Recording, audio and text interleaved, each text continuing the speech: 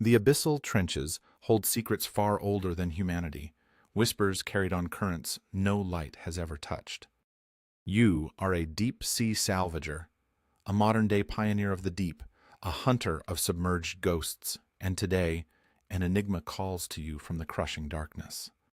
A faint, almost imperceptible blip on your long-range hydrophone. It is a distress signal, ancient, warped, and utterly alien, emanating from a sector of the Mariana Trench previously believed to be geologically inert, a place where no known life could thrive, much less send a cry for help. Your breath hitches. This isn't a downed satellite or a sunken freighter. This is something else entirely. Your heart pounds with a familiar mix of fear and exhilaration. You've spent your life chasing impossible finds, meticulously outfitting your personal deep-sea submersible, the Nautilus II, for voyages beyond the limits of human endurance. Its titanium alloy hull, reinforced viewport, and advanced thruster systems are your only shield against the unforgiving pressure. You run diagnostics one last time, the hum of the onboard systems a reassuring lullaby against the vast silence of the ocean. The air recycles, cold and metallic. You check the manipulators, the sonar, the cutting lasers. Every system green, your finger hovers over the descent button. The signal pulses again, a silent, insistent summons. It promises danger, certain death, or perhaps the greatest discovery in human history. You choose the latter. You activate the ballast tanks, feeling the familiar lurch as the Nautilus II begins its long, lonely pilgrimage into the abyss. The initial descent is swift, a controlled plummet through familiar waters.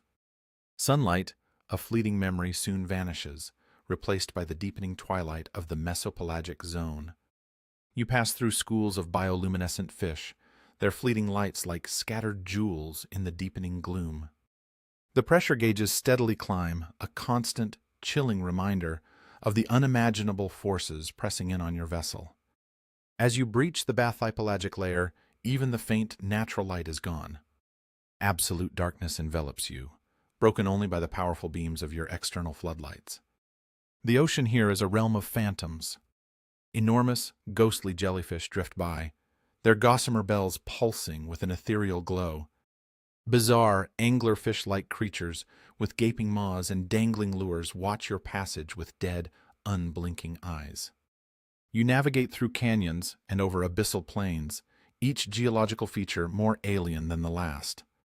Your sonar paints a three-dimensional map of this hidden world, revealing jagged peaks and valleys that dwarf terrestrial mountain ranges.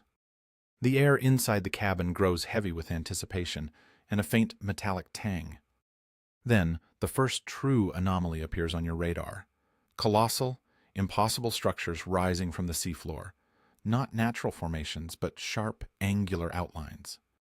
Ancient ruins, perhaps, or something far stranger, far older. You are descending into a forgotten world. Your sonar pings back a truly astonishing image. Not ruins, not a ship.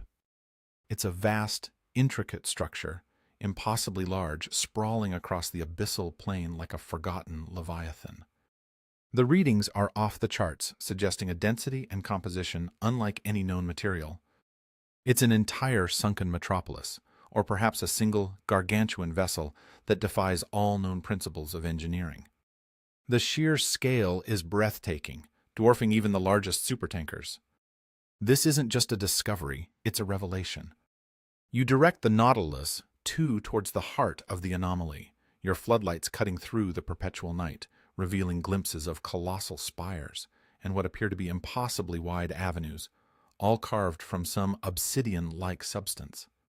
There are no signs of corrosion, no degradation from the millennia of crushing pressure. It stands as if freshly placed, pristine, and terrifyingly silent. The distress signal, once faint, now resonates with a palpable energy, guiding you directly to a central point within this submerged wonder. You feel a strange pull, a primal curiosity overriding any sense of caution. This is it. The reason you embarked on this perilous journey. The prize that will redefine everything. As you approach the outskirts of the colossal structure, the true dangers of this alien environment become starkly clear. The edges of the anomaly are a chaotic graveyard of smaller, fractured sections, debris fields stretching for kilometers. You expertly maneuver the Nautilus II through a narrow chasm between two towering crystalline spires, your manipulators extended, ready to fend off any unexpected threats. Suddenly, without warning, a massive tremor ripples through the deep. The ground beneath you shifts violently. A section of the ancient structure directly above your path groans, a sound that vibrates through the very hull of your submersible, threatening to tear it apart. Before you can react, a colossal slab of what appears to be solidified black glass, hundreds of tons in weight, breaks free. It plummets directly towards you. Your instincts scream. You slam the thrusters into reverse, the powerful engine straining against the immense pressure, pushing the Nautilus II back with a desperate surge of speed. The slab crashes down precisely where you were moments before, sending up a cloud of fine, dark silt that momentarily blinds your sensors. You narrowly escape, the force of the impact rocking your vessel, alarms blaring. Just as your visibility clears, a new threat emerges from the swirling gloom. A creature unlike anything you have ever seen, a nightmare of teeth and bioluminescent tendrils, larger than your submersible, its eyes glowing with malevolent intelligence. It charges. Its razor-sharp mandibles scrape against your viewport, the reinforced glass groaning under the assault. You fire your cutting lasers, a desperate, concentrated beam aimed at its massive head. The creature recoils with an unearthly shriek, its tendrils lashing out, leaving deep gouges on your hull. You seize the opportunity, twisting the Nautilus II around and accelerate deeper into the labyrinthine structure, leaving the enraged beast behind for now.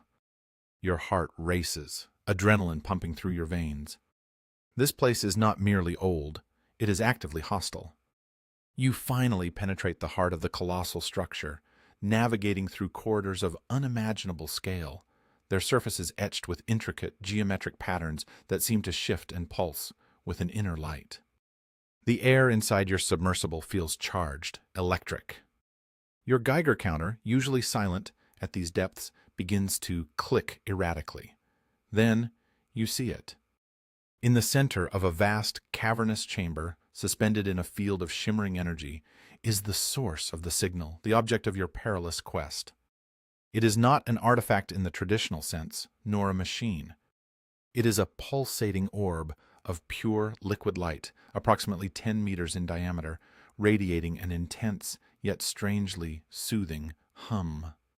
Its surface ripples with iridescent colors, shifting from deep violet to electric blue, then to an ethereal green.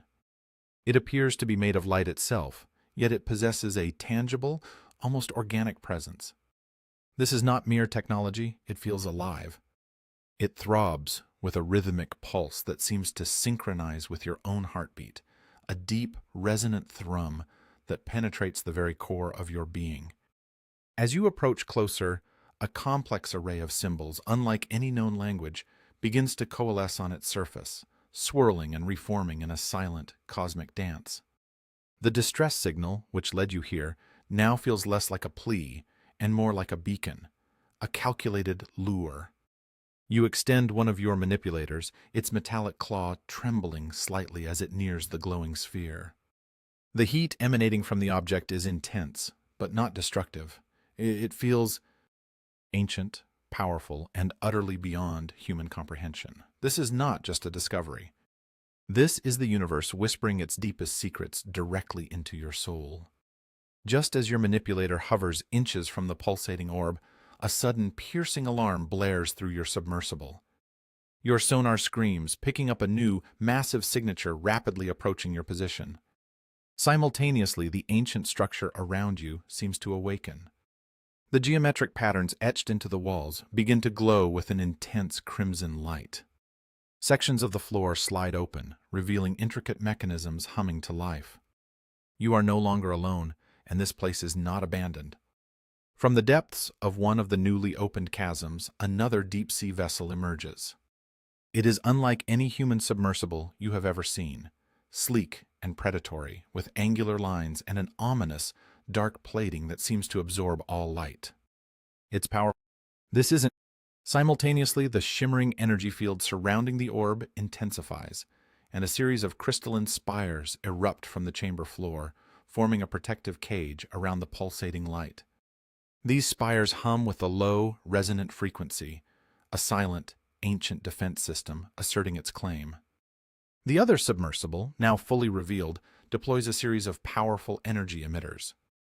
They are not weapons, not yet, but they project a force field that begins to push your Nautilus back, away from the orb, away from your prize. You are caught between a hostile, unknown entity and an awakened, ancient guardian. The distress signal, which once felt like a call for help, now feels like a trap. The air grows thick with tension. This is a fight for the ages, and you are squarely in the middle. The other submersible, sleek and menacing, unleashes a pulse of concentrated energy, not to destroy, but to disable. Your internal systems flicker wildly, alarms blare, and the Nautilus, too, lurches violently under the impact. This isn't a mere competitor, it's an entity determined to keep you from your prize. You fight for control, wrestling the joystick, your hands slick with sweat. The ancient crystalline spires around the orb intensify their glow, now emitting a high-pitched whine that threatens to shatter your viewport. You are trapped, the other sub blocking your direct path out, the awakened defense system pushing you away from the orb. Panic threatens to overwhelm you, but your years of deep-sea salvaging have forged an iron will. You are a survivor. You fire your thrusters not towards the exit, but deeper into the labyrinthine structure, seeking a different route, a tactical advantage. The other sub, surprisingly agile for its size, gives chase, its own thrusters roaring, a dark predator on your tail. You weave through crumbling corridors, scraping against ancient walls, the metal groaning under the strain. Explosions rock the chamber as the other sub fires precision energy bursts, narrowly missing your stern. You retaliate, firing your cutting lasers not at the enemy vessel, but at the unstable structural elements of the ancient city. Colossal columns groan and shatter, sending cascades of debris into the path of your pursuer, buying you precious seconds. You push your submersible to its absolute limits, diving, climbing, twisting through impossible gaps, relying on instinct and sheer audacity. The chase is relentless, a ballet of destruction in the crushing depths. You know you can't outfight it, you have to outwit it. You spot a narrow, unlit crevice, barely wide enough for the Nautilus 2. It's a gamble. You engage the emergency boost, slamming the throttle forward and plunge into the darkness, the hull scraping violently on both sides. The other sub, too large or too cautious, hesitates.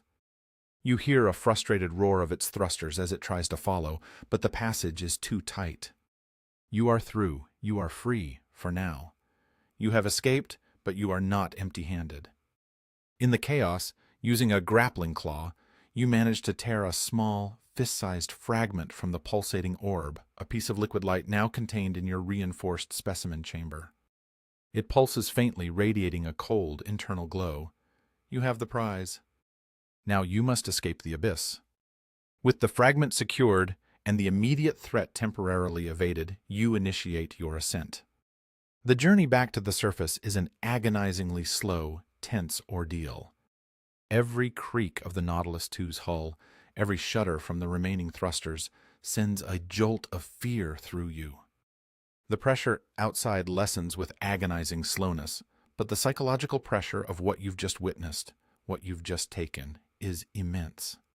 You are battered, exhausted, but alive.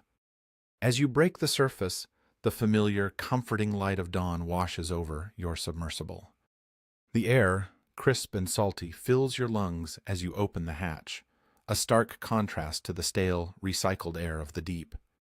You emerge, a triumphant survivor from a battle no one else will ever believe. The fragment, still pulsating with its otherworldly glow, is carefully transferred to your lab on board your surface vessel. It is cold to the touch, yet radiates a strange internal warmth. You activate your advanced scanners, desperate to understand its composition, its purpose, its very nature. The readings are unlike anything ever recorded, a symphony of exotic elements and unknown energies. As the final diagnostic completes, a single clear message materializes on your primary screen, not in symbols, but in perfect, unaccented English. It is a single, chilling sentence, emanating directly from the fragment itself, a whisper from the abyss, a message meant only for you. You were always meant to find me, deep-sea salvager, and now the door is open. The distress signal was not a call for help. It was a lock, and you just turned the key to humanity's prison.